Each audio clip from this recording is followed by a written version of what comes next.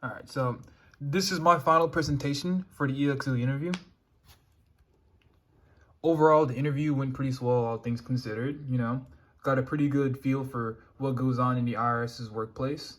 I got a pretty good perception of what they strive for as a company regarding their policy and their culture.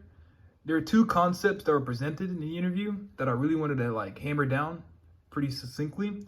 And that would be different types of listening, which include active, you've got partial, and you've also got monopolizing, paraphrasing, and escalation of communication and relationships, but from the lens of a workplace.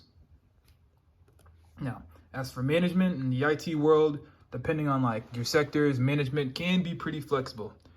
Although COVID-19 made face-to-face communication a thing of the past for the most part, over-the-shoulder training is still a thing nowadays. And most employees kind of have to learn the ropes themselves, take initiative most of the time. Not only that, but management also seeks first to make sure their employees are heard, make sure their feelings, their concerns, any issues whatsoever are validated before they properly address them and they respond as such.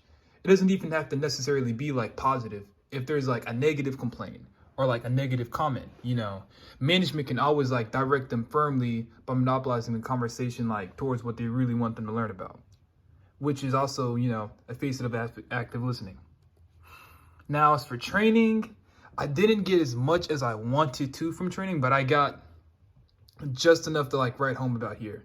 And training employees, according to Mr. Binion in this day and age, without face-to-face communication, it's given rise to management, always having to consider different types of workers, depending on their age, sex, gender, experience level. And one thing that he commented on that I took heavy note of is that the juxtaposition between new generations of workers and old generations of workers is always something that management has to consider, because each person, depending on all of those criteria, can bring a wholly different message to the discussion room that will always prove vital no matter what some people might think. And that's about it. That's all I've recapped from my presentation. Thank you.